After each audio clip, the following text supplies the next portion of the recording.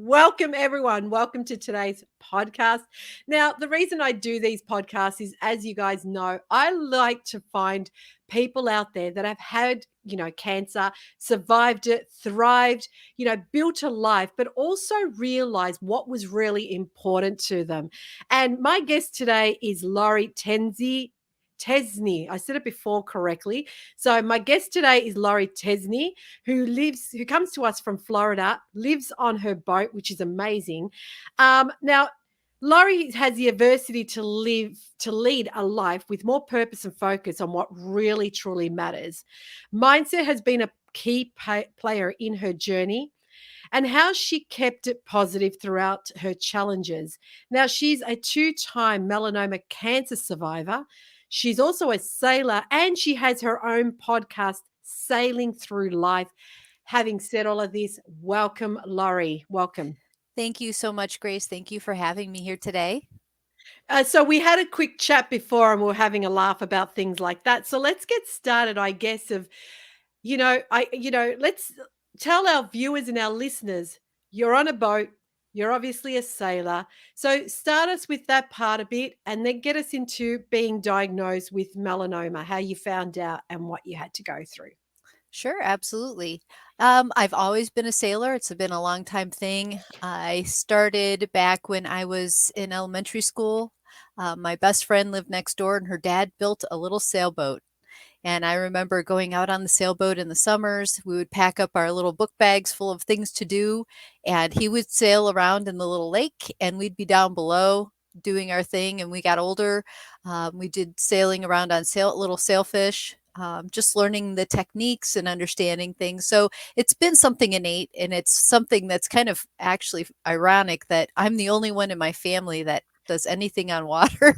And so this was something I don't know where it came from. There's not any sailing history in my family, Mm. but it was a neat experience to have, and that's one of those cool memories that I do have is that summertime being on a boat and just moving around with the wind. I didn't quite understand it the same way I do now, obviously, but I Mm. did appreciate the simplicity of it and how much energy there was in something so simple as the wind. So that was something that's kind of been in and out of my life as I've gone through life. And, you know, life takes you in different directions. And so Mm. you kind of follow those different paths, but it would be almost like as soon as I got far enough away from it, I would make my way back. So that's always been something that's a part of me.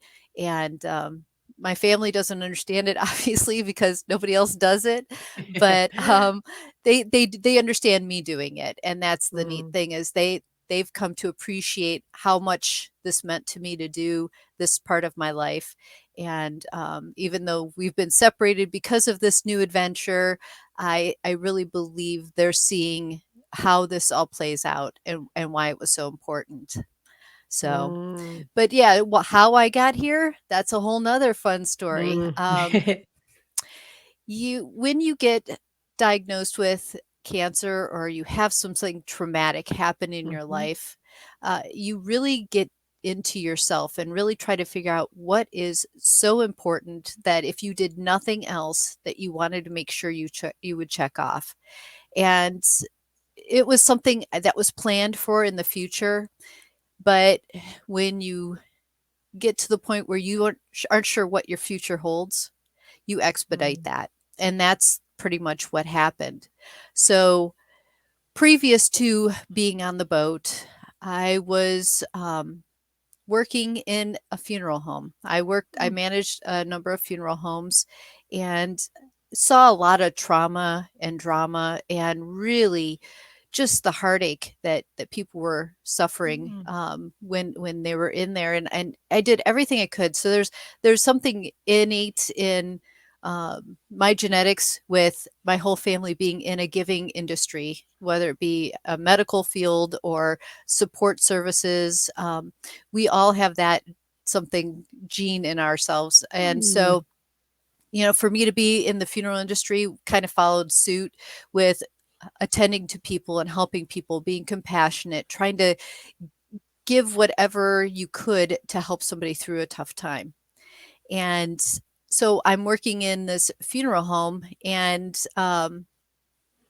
I just loved the water. I was out on the summertime, out on the boat, doing our thing, had family come out, and my mom, being a retired nurse, said something about a spot on my leg. And I said, Mm, "Oh, it's a mole." I was just doing stuff on the boat, and they call them boat kisses for a reason, mm, because you tend to hit a lot of things because of the just logistics of getting from one point to another.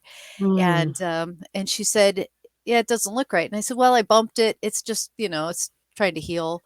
And she just did the head shake and said, "No, go get it checked out."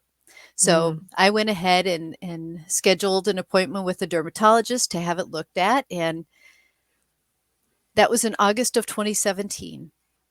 And I remember walking into the room and started looking at all the walls in the exam room, mm, and all the posters of skin cancers and different things and what things to look for. And even though I really didn't see something exactly to what I had, I also got a really bad feeling in the pit of my stomach. And mm, I tried not to make it anything. I was like, it's going to be fine. It's going to be fine. And so the dermatologist came in, he looked at it. He said, "Yeah, I'm not really sure. We're just going to do a biopsy, see what's going on." Now, mind you, this is a mole that's smaller than the pencil eraser on the side mm, of my left leg. mhm, mhm. When he went, he said, "We're just going to biopsy it." He took that section out of my leg, and it was almost the size of a nickel, Oh, the wow. section. And I thought, Mm, this is really bad. I mean, this isn't mm, like they're just going to cut the top off and move on. And so there was, I was in shock a little bit that's what happened. I went back to work. No, again, I'm going back to a funeral home, and mm, everybody I mhm, work with is, expressing, "You're going to be fine." I mean, they do this stuff all the time. People have these things, and it's no big deal. And I even looked at one coworker and I said, "I've got such a bad feeling. I'm almost sick to my stomach right now." mm, And they're like, "Oh, no, no, you're going to be fine." So fast forward a couple of days, busy day at work, answering phones, talking to families, dealing with a lot of grief and emotions. And my phone rang. And I'm like, "Oh boy, something happened with a parent or a sibling." And mm, so I looked down and I saw the number, and it was the dermatologist calling. So I mm, excused myself, went in the back, in a private office, and answered the call. And I always use this reference because I can't think of any other way to explain it, but it sounded like the teacher in Charlie Brown. That was that mm, mumbly sound. And in the middle of all that, I heard malignant melanoma. mm, And I froze. I froze. I was in shock. I just found out I had cancer, and I had no idea what it meant, because mm, there was no real history. We didn't have any real mm, reference to anything like mhm, that in our mhm, family. So that's that. I mean, that was the start of this new phase of my life. And I've learned a lot since then. mhm, Um, but it's definitely been a big challenge for me. So, mm. Well, yeah, with that, just, just so you're being diagnosed with melanoma. Now, it's different to obviously someone who's being diagnosed with, prostate cancer or breast cancer or any other cancer. Um, so, what's the protocol? What did you have to do? Was there, like, do you do chemo? Do you do radiation? Do you do any of that sort of stuff? Because I'm sort of asking for the first time myself. sure. So, what's the protocol for that? So as soon as I got off that phone call with the dermatologist, he gave me the name of a surgical oncologist. And Hmm. they got me in there within days. And within 7 days, I had surgery. And what they did was they took, it was a wide excision. It was I'm going to say maybe a 4-inch incision, and all the way down in to try to get clear margins out of that. Hmm. Plus, they also went in and took lymph nodes. They did a drug that was radioactive, injected it into the site where the original mole was, um, and had me lay on a metal plate, and it lit up the lymph system. Mm, The first lymph node that lit up is called the sentinel.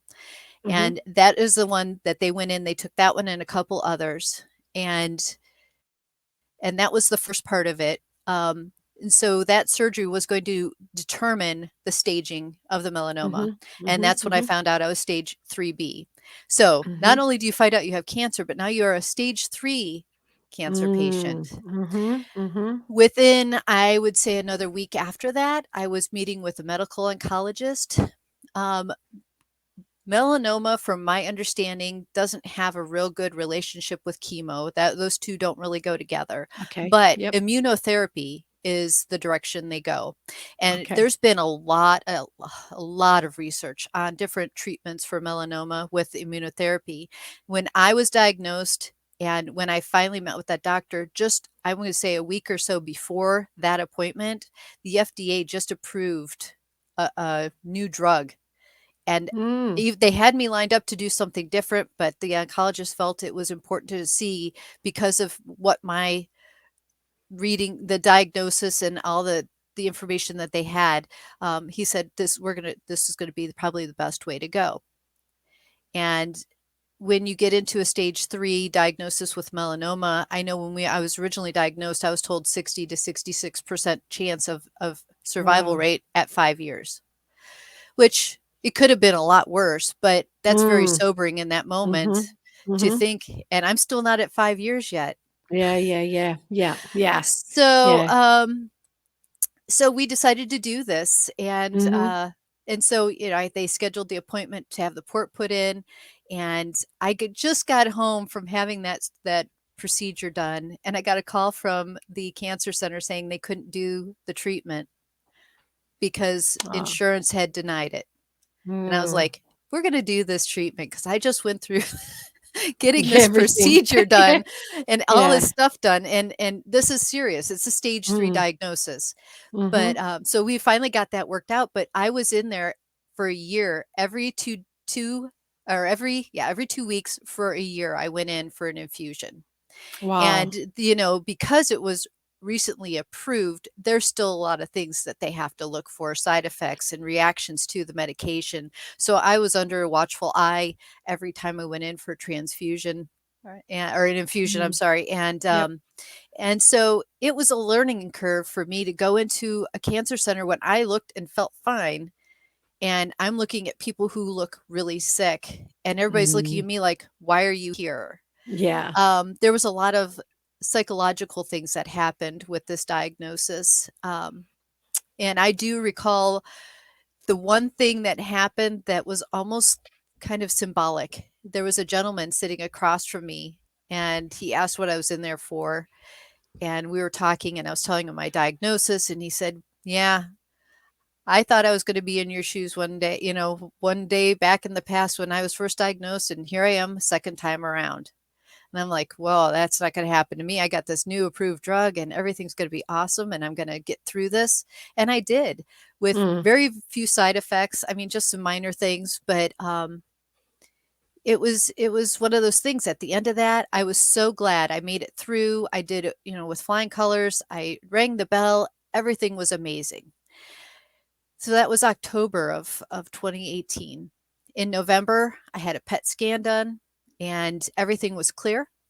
Mhm. December, I got the port out, which we were not friends. I did not like that Mm. thing, and it didn't like me very much either. Yeah. Um, and January 7th of 2019, so this is weeks later, I was getting ready for work and leaned against the counter as I was putting on my makeup, and my leg was sore. And I'm like, what the heck? And when I reached down, I felt a lump. And I'm going to tell you, Oh. I fell on the floor and immediately knew this was bad. So I Mm. called the surgical oncologist and told her, what was going on.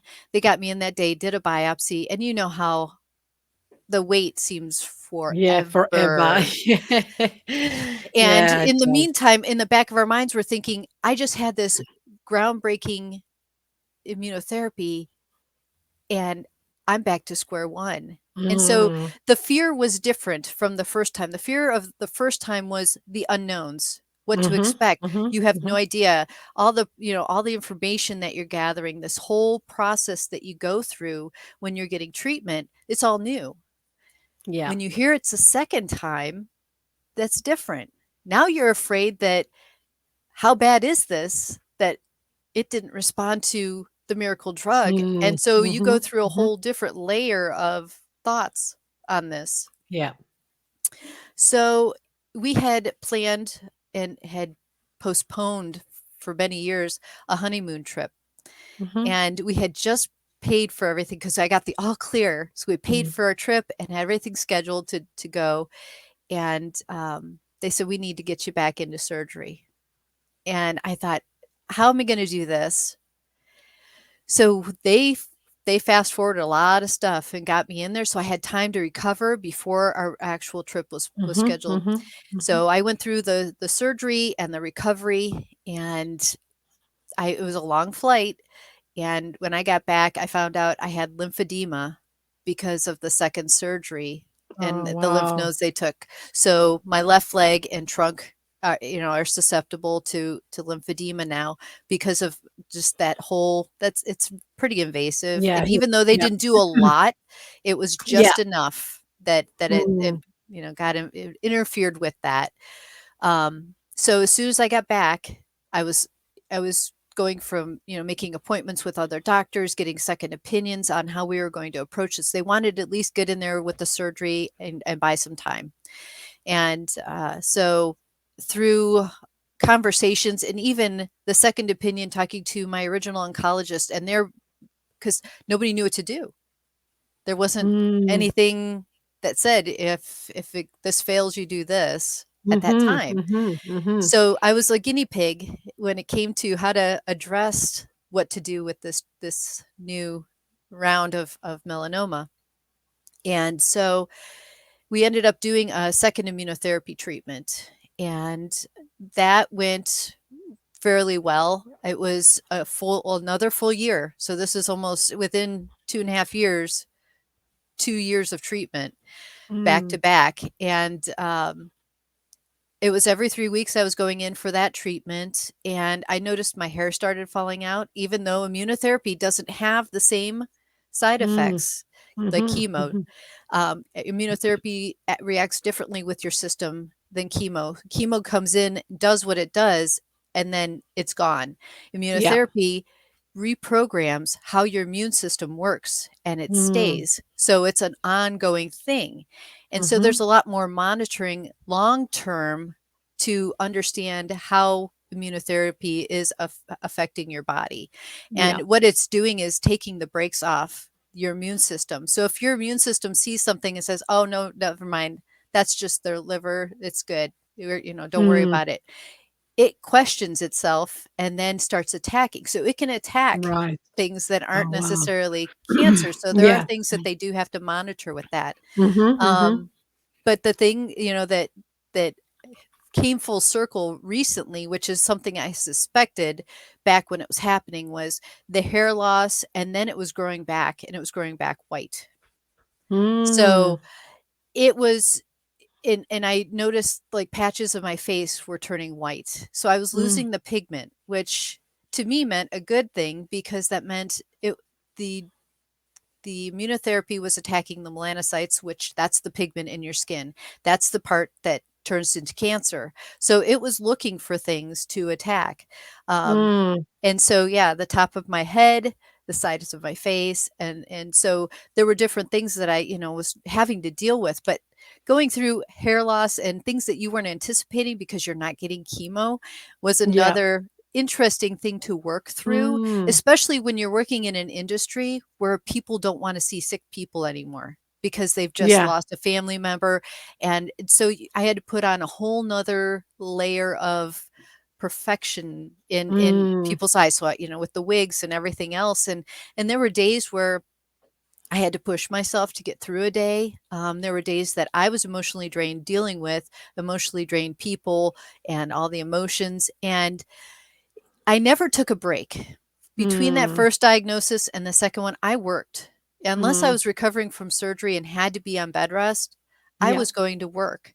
And Mm, I don't know if any of that was a factor in why it came back so fast. If the stress of Mm, what I was doing and knowing that I had to go to work because my insurance was through my employment, um, mm. there's a catch-22 there when you're going to work to have the insurance, but you're getting sick because you're going to work because you need the insurance. And it got Yeah, to be yeah. that, like, where did all this happen? And so, yeah, that second time around, really took its toll on me, and I noticed that the longer time went on, the harder it got to be still focused on what I needed to do because I was getting drained, and I think my body was fatigued and Mm. going through a lot of, a lot of chemicals are going on now Mhm, inside of mhm, me, and mhm, mhm. and there's not a whole lot to compare. It wasn't like there was somebody else that had the same treatment, and everybody reacts differently to everything Yeah. anyway, so it's really hard Mm. to get feedback on, should I feel this way? Nobody can really answer those Yeah. questions, so there Mm. was a lot of unknowns there. But yeah, I would say as that time went on and, I was going through this treatment, I started to notice that was different. And so I completed treatment in February of 2020.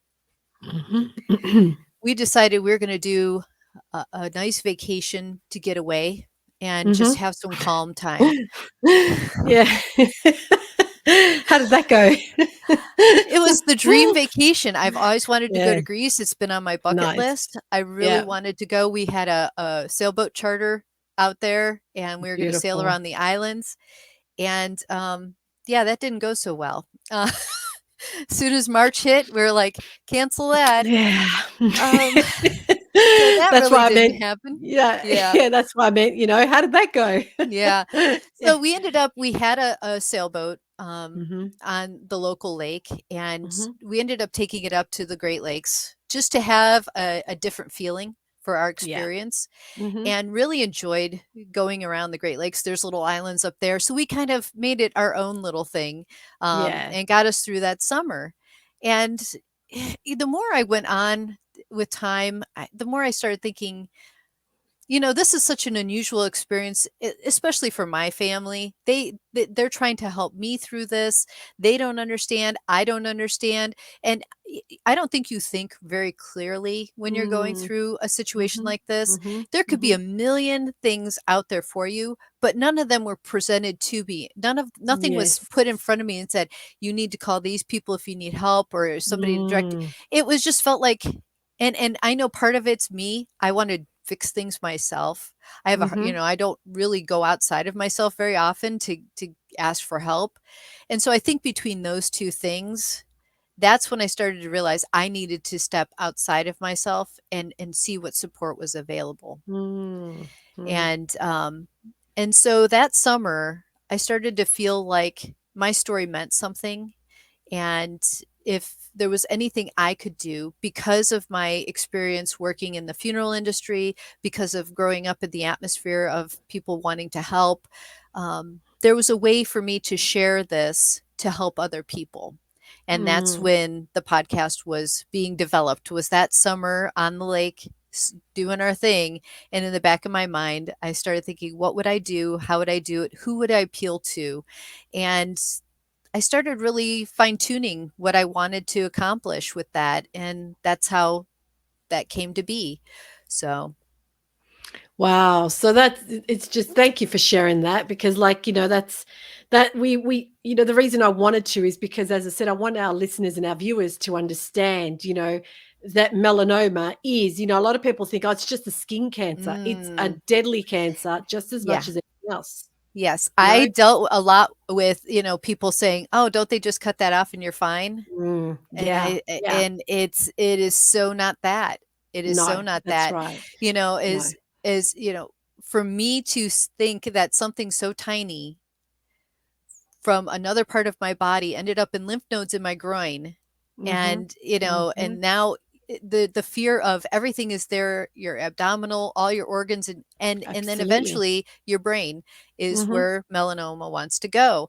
And Yeah. so when I first started that that second round of treatment, um, that I ended up having some sort of reaction to something, and I ended up ha- just passing out when they were Mm, starting, to do the treatment, and ended up in the ER and all sorts of scans and everything just to see what was going on because they thought maybe it had gone to my brain. And, yeah, those little moments, even though I walked away with it and everything was okay, I can tell you that the fear that goes through your mind, and you don't want even want to go there because you don't want to be focused on that. But I'm going to tell you, when you're falling, you're sitting there and you're like, I don't feel very good, and the next thing you know, you're in an ambulance, and all sorts of things go through your mind in a very quick absolutely. time frame.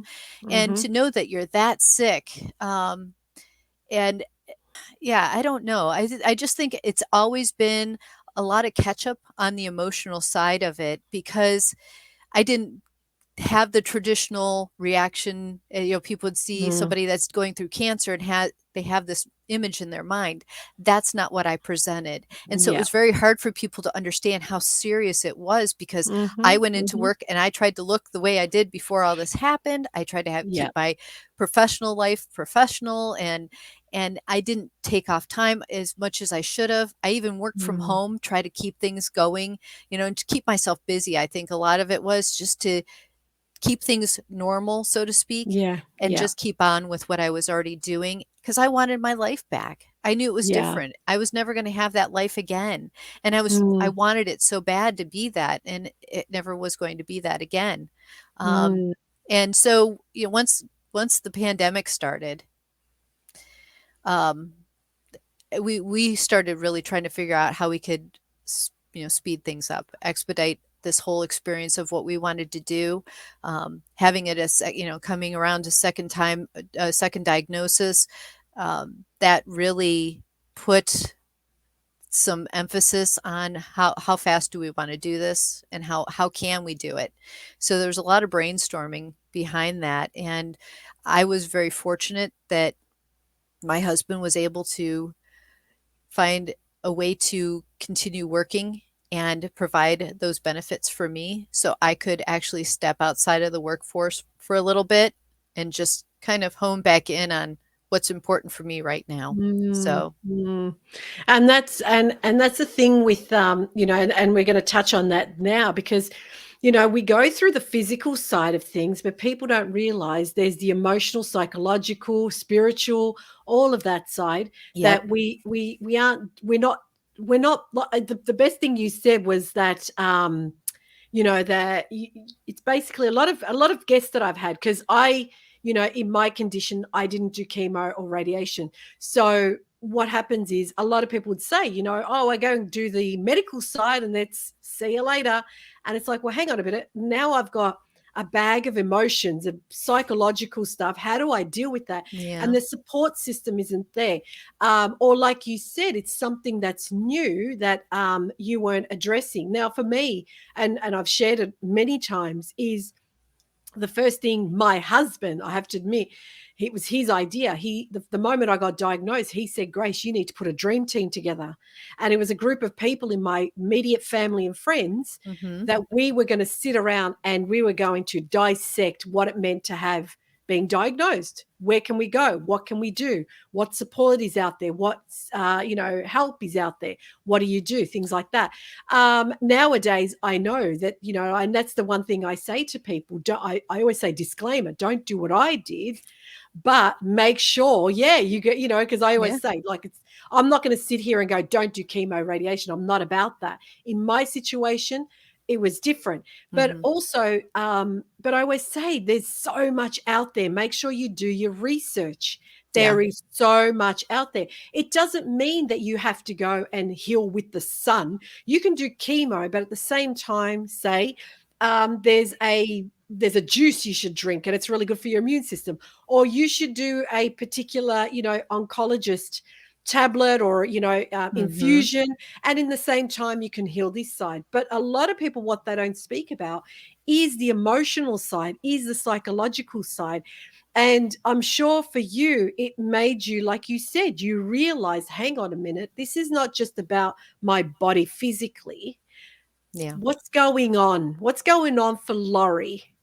What is happening? In my case, I saw it as a wake up call. You know, was I surprised I had cancer? Yes. Was I surprised I had cancer? No. So it was a wake up call for me. So I see it Mhm. as that. And what I mean by a wake up call, I don't want anyone to have this wake up call, you know. Mm-mm. Um, but for you, what was happening in your life prior? Can you see that something like this was a blessing? It happened for you, not to you. It happened for you. It's a blessing in disguise. And a lot of people think, how can cancer be a blessing?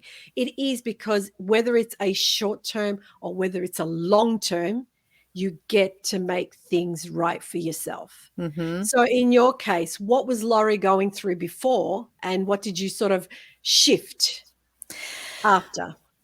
Well, to be honest, I had gone through a pretty traumatic event about 6, 7 years prior to that, and I believe that that part of that event led to all this happening. I think when you don't process things completely, when you don't work through a situation and it is something very traumatic, it does take its toll. You may think psychologically that you've gotten through it and you've survived it, but if you don't deal with it in a whole way, there are after effects that show up physically.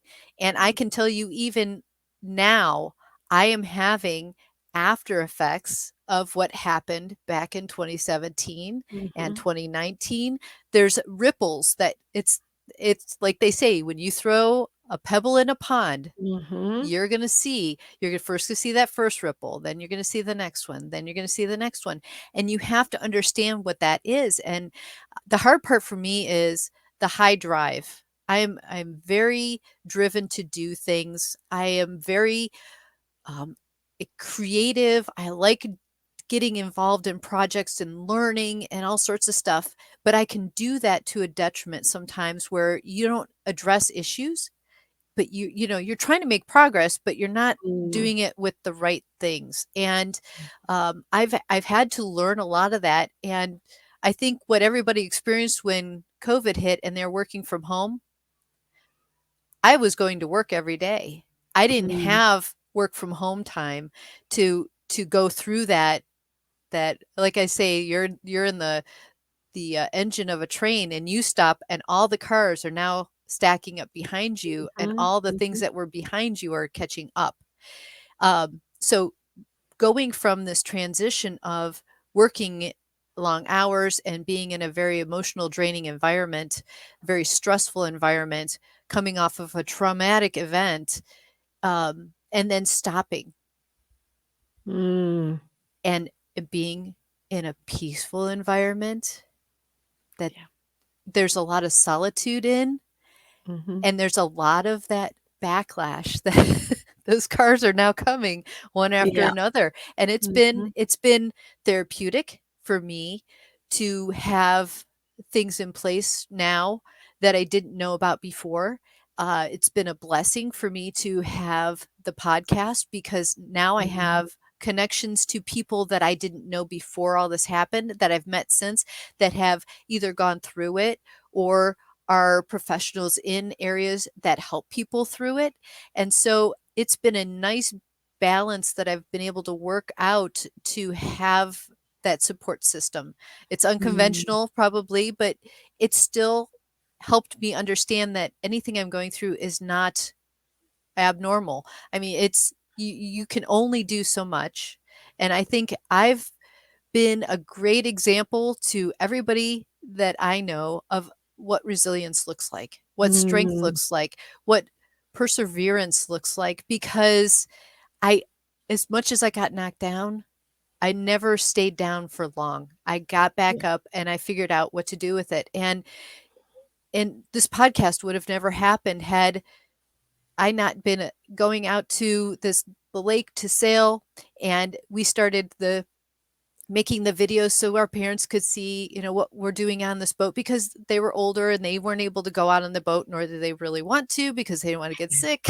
But we started doing this, and because I was doing these little videos and doing voiceover, and it was so it was so sweet. My sister actually commented, she's like, you should do meditation tapes. Your voice is so calming when you talk to Mm. people, and you're doing this. And, and I started thinking, what could I do with how I talk? And a lot of that, I'm sure, was programmed from answering a phone at a funeral home and having a certain tone to your voice.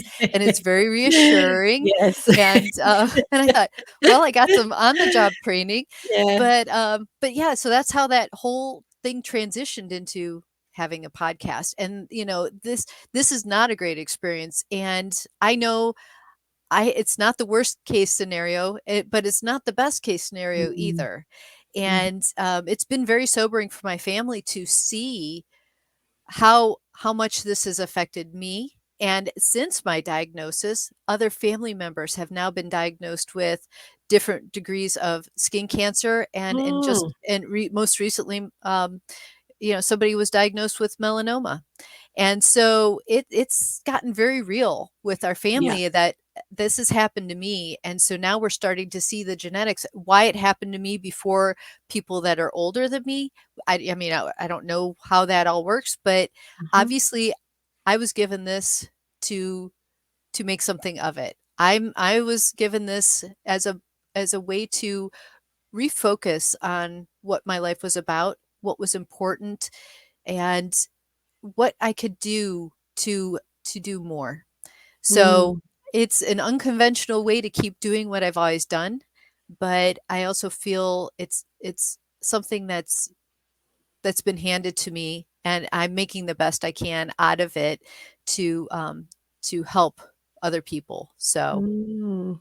I always we well, not al it's not my saying, but I do always use it. Your mess becomes your message. And yes. I always say that we're here, to be of service to others. In life, like when someone says, "What makes you happy?" And the answer is serving others. When we say Hmm. serving others, when you see others happy and you don't want anything in return, that's what makes you happy. So we're at service. And I always say that, if you've got something to share, it's best that you share it with everyone because, like you said, not everyone knows what to go through in that situation. Like, Hmm. in my situation, I didn't know either. It's a first, wasn't the first time in my family. I became the fifth member of my family. Mm. However, having said that, we're not in the BRCA, we're not in the genetics. It just happens to be we're a large family of women. Wow. Um, yeah, so, but you know what I mean? But it's in that sense, it's like, okay, well, you know what? I need to tell people, but at the same time, you telling others is you healing yourself. Hmm. So you go through that beautiful healing of yourself. And like you said, you're going to go through the ups and downs. Things are going to come around the corner. And I remember probably about a year ago, I think it was, where my husband actually, I broke down. And it was crazy because when I got the all clear, I was like gun ho. Yep, I'm good. Let's get forward. And Yep. like you said, I looked like this. So when and there's a funny story about my hair because it was bad timing. But I cut my hair because I was suffering psoriasis and all of that. When I told people I had cancer, they thought, "Oh, that's why you cut your hair." And I'm like, "Oh, no, bad timing." But anyway, so I was going forward like no one knew I was sick. I Hmm. was I was very much in the strength of it all. Being strong for myself, being there for me, learning how to deal with things and things like that. And then about a year later, well, a year ago actually, because I was diagnosed in 2018, I broke down. Hmm. And I remember my husband saying to me, "Grace, I need you to look at this." When I got the all clear, "Grace, I need you to deal with this now. I need you to really look at what you've just gone through." And I'm like, Yeah. "Yeah, of course I did. I went through it. Of course I did." But I didn't. And then Hmm. last year I had the breakdown. It was like, and he said, "I told you, because if you Yeah. don't deal with things, they come back." And the Hmm. thing is, I always say to people, I had a really bad, when I say a bad childhood, it's made me who I am today. So I am thankful. but I was in a childhood where my father used to beat us physically until I was the age of 29. But I forgave my father. My father just recently passed away in February this year. But the moment he passed, I was at peace with the whole thing. Because why? Because I worked on things. I Mhm. started to dig deep and started to get things out. Oh, this doesn't serve me. Let me deal with it. Right. Are there more? Of course it is. I'm not completely healed. I will never be No. completely. Then I went through the fear for 2 years. I went through fear that that would have killed me before the cancer did. Like it Mhm. had me by the throat. Yeah. So I couldn't do anything. I wouldn't book this podcast. I wouldn't book anything a week in the future or 2 weeks. That's how bad it was. You know, I because I was scared I was going to die. So I wouldn't book anything. No, I don't know. I don't I've always wanted to do Halloween. I know it's very big in the US. I Yes. love Halloween. And it was like, no, I'm not doing Halloween because last year around this time I got diagnosed. So I'm not doing Halloween. Mhm. So it's like, well, that was last year. Why are you still living there? So it was just dealing with Yeah. that whole process. And it is tough. No one, like I say to my husband, and I don't mean it in a bad way, unless you got told that you had cancer, you don't know what it's Right. like. You Right. know what I mean? And the thing is, it's like now this month I'm due for my yearly, you know? So what happens is I start getting into that motion and I try not to. I try Mhm. not to because it suffocates me. But the good thing about it is, like you said, when my doctor's well known here in Melbourne, that you get the test done and that same day you get the results with her. So it's Mhm. great. So at least it's that, but it's the leading up. Like if last time I did a podcast, they rang me while I was doing a podcast, and then I rang back and it was like, oh, by the way, in 2 weeks you're going to come. So for 2 weeks I go into this Yep. meltdown, Spiral. you spiral, and I try not to, but it's part of Yeah. it. It's part of the It work. It's is. how you're dealing with it.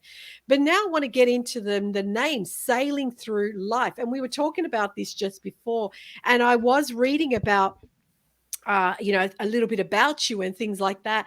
And you were talking about sailing. Now, one thing actually, now I'm going to misquote it, but one lady that I spoke to who was diagnosed with cancer, her sister was a sailor, and she made a point. She told her something about being a sailor, and it was basically to say when things get rough, you got to do something. You know what I mean? Right. There's a certain thing you got to do.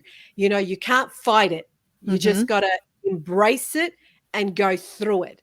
And I thought that is so good. So I guess you could tell me what that is, because I like I said, I can't remember, but I thought it was just so good because it's not about running the other way. When you're in the ocean, we were talking about Mother Nature. She can Mhm. nourish you, but she can show you how rough she can get. And in that moment where you're going to go through that rough sea, you're not going, oh, let's call it a day. I'm just going to Just hit get the off. shore. Yeah. I'm just going to get off now. I'm in the middle of nowhere. It's probably going to take me 3 days for land. But hey, I'm just going to get out of here now. It's a matter of how you go through that time. So I really love the way your podcast, Sailing Through Life, because like we all say, sailing isn't always blue skies and flat waves and just, clear sunshine and everything's, birds are flying past you, whatever, you know, it's not. So No. tell us about that. So how did you come across how did you come about the name Sailing Through Life? I think it was just one of those inspirational moments. I think I was just thinking of what I wanted to call a podcast, and that was the first thing that popped into my head, and I tried to find different variations of it because I was concerned that people might think it's all about cruising or sailing your boat, and I really stuck to my guns with sailing through life, a journey to health, happiness, and living your dreams.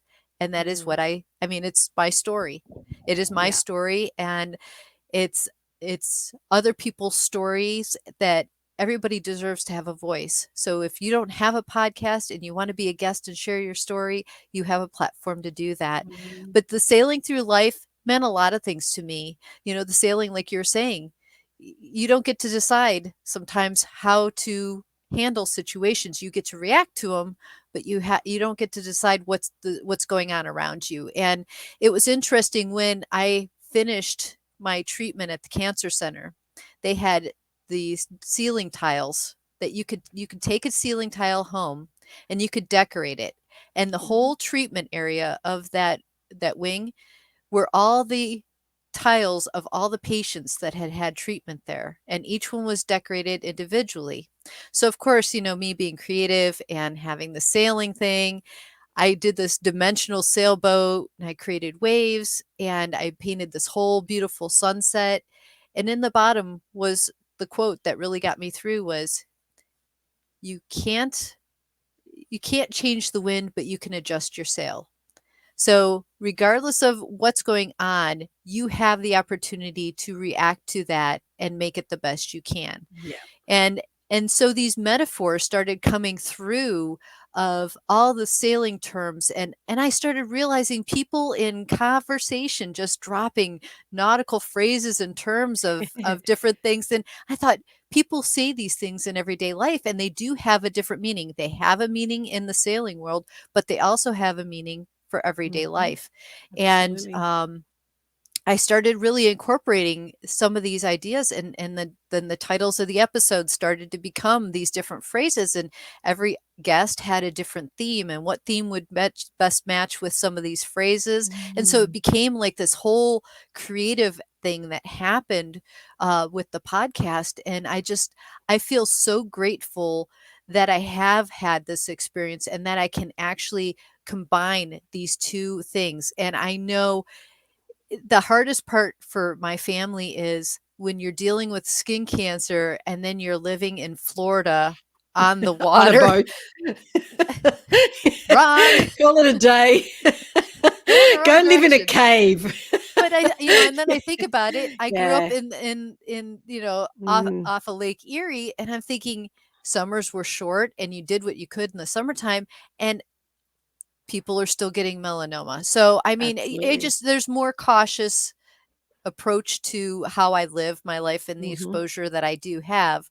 But yeah, the sailing obviously is something that um, you can be challenged, but at the same time, you can experience the most peaceful, serene, powerful moment in total Mm. silence. I mean, just total silence, and all you hear is the water on the hull. And you can just be coasting along and you realize how small you are in the whole world. And at the same time, how Yeah. powerful you are that you've harnessed that and used it to get you moving forward, Mhm. to get through it. So, like you were saying, you have to go through things. So now I am sailing through life. I'm not sailing around it. I'm not getting off at the first port Mm. and abandoning ship. I am sailing through it. And some days I get more storms than I ever can ask for. And other days I get the sunshine and the birds and the dolphins and all that. But it's definitely a parallel to what life is in general. And I think that was the whole core foundation of this whole project was it's an actual reflection of what I'm dealing with. So, And that's part of life, isn't it? See, it's how you react to it, like we're saying.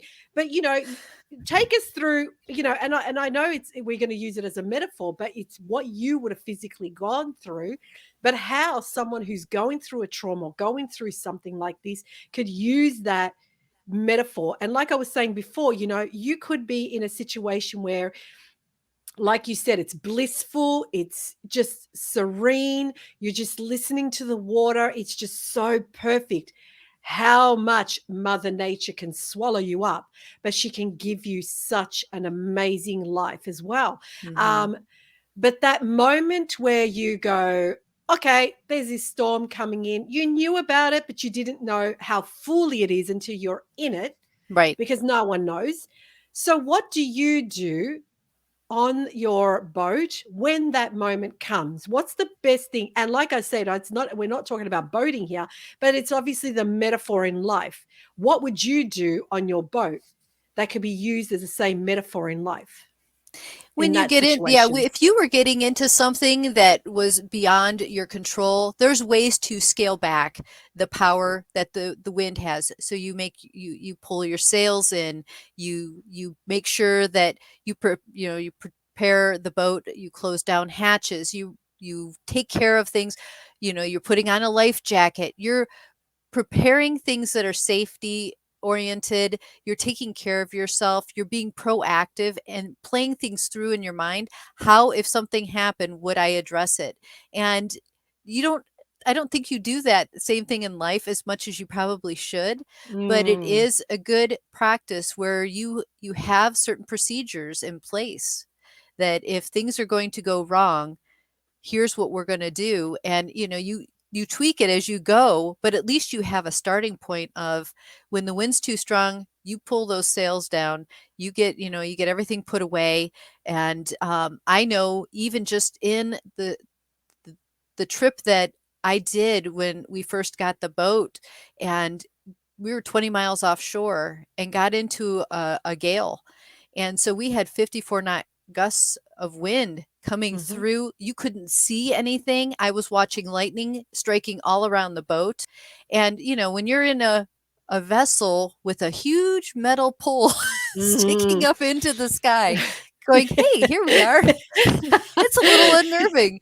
But it was, Yeah. we took it serious. We took it, everything that was electronic got put away into, we put it in the oven to help protect it if we did take a lightning strike. Mhm. Everybody put their life jackets on. Everybody sat in the cockpit. Nobody touched anything metal. And that was an hour and a half of the boat blowing everywhere, and the just the dramatic effects of seeing how the wind was going. It was a sheer wind, horizontal. The waves and you couldn't see where you were going. I mean, I watched these two clouds form over us, and when they collided, it hit. And it was Mm. interesting that I got a screenshot of the weather pattern that we went through, so I can see on a radar screen that storm, exact storm, and what it looked like. And if somebody said you're going to go through that, I'd be like, no, I'm not. Uh-uh. And there was no way to. I mean, you can only prepare so much, and I learned a lot on that trip of how important it is, and how how fast things can change.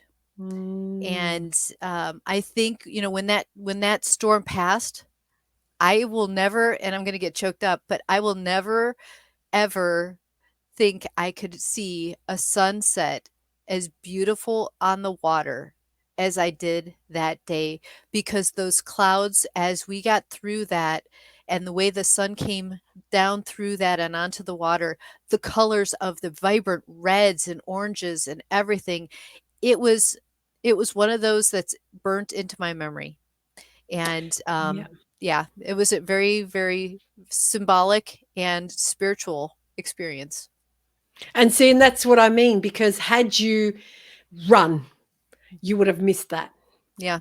Had you run, you wouldn't have learned. Had you panicked, it's not going to create the momentum for you to get through it. If I'm Mhm. on your boat and I'm screaming and carrying on, you probably have to slap me to get into it. Say, get a grip on yourself, Grace. We're going through this. And it's a matter of, like you said, you did the right things, but you went through it. You, as Mhm. much as, whether you have faith, whether you have hope, whether you know that you're looked over, whatever it is you believe in at that moment, is just a matter of embracing yourself and getting through it, Mhm. and seeing the sunset on the other side. You Right. know what I mean? And a lot of people, this too shall pass. We hear that. Behind every storm is a beautiful sunrise or a sunset, whatever it is. You hear of these metaphors, but it is in life. It is in life. Mhm. We can't, like people, many mentors have said, and many people have said, you don't know happiness unless you go through pain. Mhm. You don't know sorrow unless you go through, love or whatever it is, goodness. But it's just a matter of learning that life is going to give you challenges. Life is, and it's not up to you when you decide. There's Right. no such. I don't get a text message going, "Oh, Grace, by the way, you in about 3 days from now, you're going to go through a really bad trauma. You might as well embrace yourself." The thing is, No. you just got to go through. You got to navigate. And like you said, that storm. I remember being in an A380 plane, Emirates, on my way from Milan to New York, and the crew was sitting down. The cabin crew was sitting down, and I Yeah. was in the emergency exit. So they're across from me. So you watch them, and they're just talking about their nails and what they're going to do when they land in New York. And I'm gripping, like I think You left your nails behind. I left my nails behind. I think I've imprinted myself in that seat, but I kept watching them. But when we landed, it was a tail end of a cyclone, I think it was, or Oh something my like that, whatever they goodness. get. It was the Yeah. tail end of one. Now, the thing is, we had no choice. You're right. We had to sit, buckle up, and go through it. And as Right. much as, I was gripping, and they could have been panicking as well, but they can't show it. I don't know how crew members are. You can't call them stew anymore. You got to call them cabin crew. So I'm not sure if they were freaking out as well. But you get what I'm saying? But the thing is, Yeah. they had to go through it as much as I had to go. I had no choice. It's not that the Right. captain said, "Hey, it's a tail end of a cyclone. Who wants to get out can get Yeah. out." Yeah. You have to go through it. Right. And the thing is, that moment, it doesn't feel good. It doesn't feel No. good. And it's learning to go, it's okay. I'm good. Even in the worst scenarios, when I think of my father who was ill with a amyloidosis disease, um, this too shall pass. This too shall pass. Everything in life, there is always the good, the bad, but then the good again.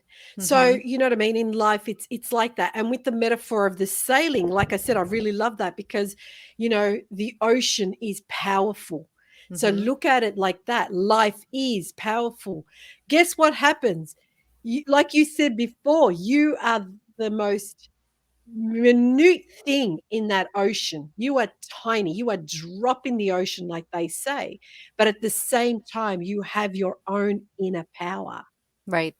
Have that inner growth, that inner courage to say, I'm going to get through this. Even though I'm a drop in the ocean, I'm going to get through this. Even though I'm dropping, I'm a small thing in life, in this world, I'm going to get through this. And I believe, whoever you believe in, but I believe if you were created, whatever you need is internally as well. Yes, Mhm. we need external, people to help us, but what we have is internal. And I strongly believe that it is, you know, it's important. It's important to understand what you're going through and deal with that in a I'm not going to sit here and go be positive all day. We have our moments. I always say, if you're going to be sad, I was sad just before, but I just didn't unpack my luggage there. You go through Mhm. things, you know what I mean? You just go through moments, but I don't unpack my luggage. Got my sad bit out of the way. Now I move on. And that's Mhm. what it is in life. So what else did you want to ask our listeners and our viewers want to know about you? I would say, if there's anybody that is going through a diagnosis or anything that's been traumatic in their lives and they're looking to supplement whatever medical treatment they're getting, if they're looking to Mhm. do anything internally, self improvement wise, they need empowerment. They need to understand better that there are other people going through this, that there's support for them. Then listening to a podcast like yours or mine would benefit them. And Mm. to hear these success stories, it was probably the hard part for me was being in the funeral industry. Everybody I dealt with that had the same diagnosis as me didn't live, and that Mm. did a number on me. And to learn that Absolutely. people get through this and people actually live past this, um, that was kind of shocking to me because I had Mm. been so saturated on the focus being that nobody lived, and I had to really Mm. pull myself out of that. So it's good to hear the stories of people that are still fighting. And, like I said, this August this year will be 5 years since I was originally diagnosed. Mhm, And mhm. so there's going to be a big event, I think, Yeah. in August Yeah. that I actually did that. There you But go. I also do little celebrations in Mhm. my day. And Mm. whether it's indulging in something where I have to hear somebody else's story to get me through a day, whether it's something I do for myself, something special, I take time out.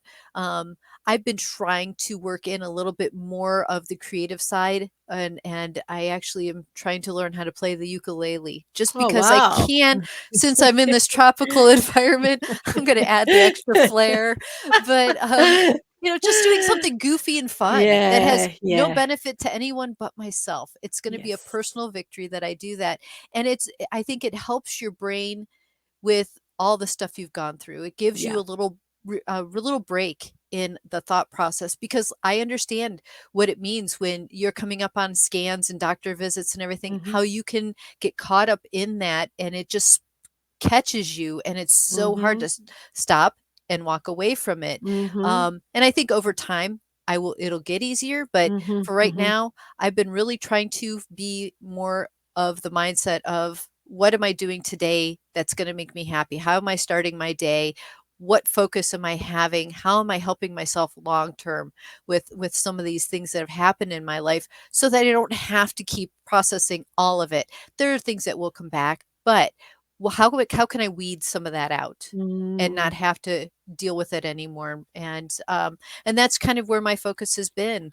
The podcast keeps me busy. I'm sure you understand that. Yes. And so there's a lot of things that have come out of this that have been so positive, with meeting so many just amazing, outstanding people.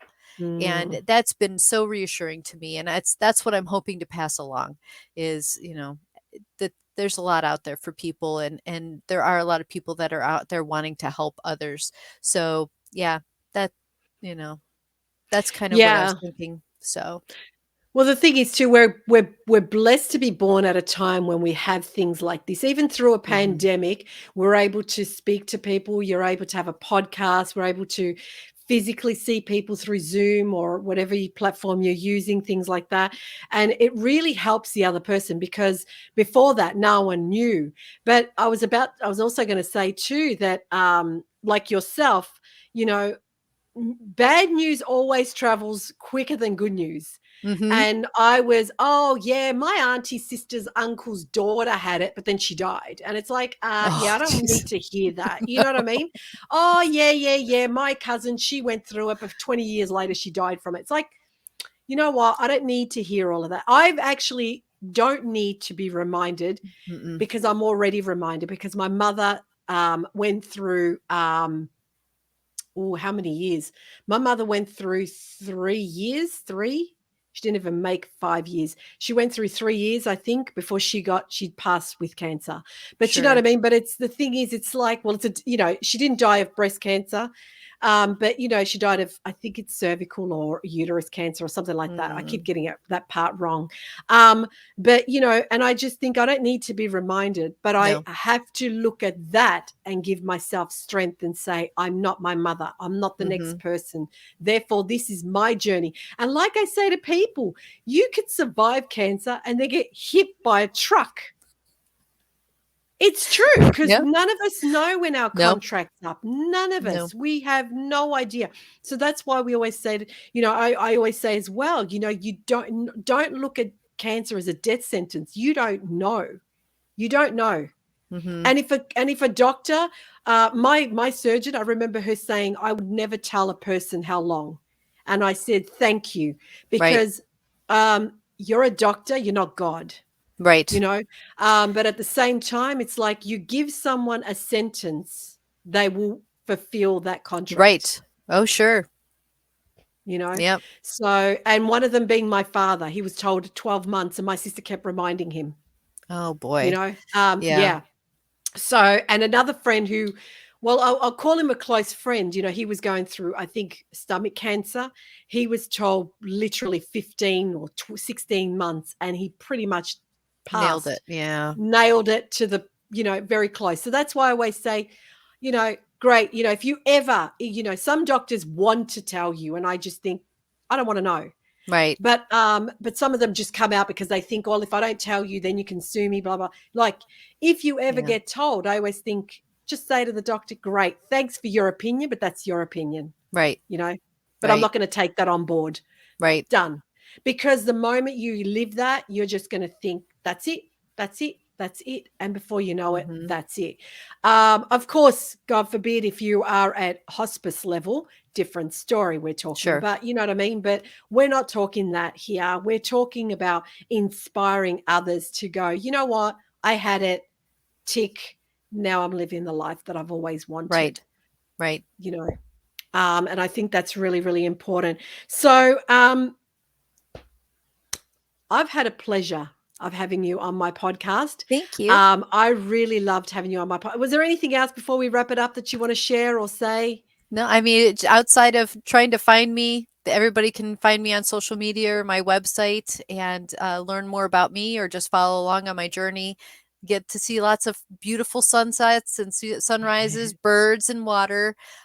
So yeah, if you want to see that aspect of it, I share those things as well.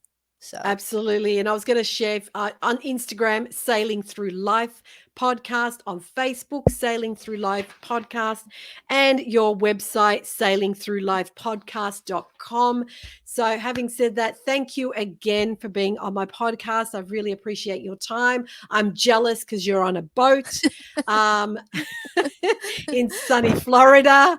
And like always, I wish you to all my guests, and to all the people that have watched us and listened to us today. Like always, I wish you so much love and light.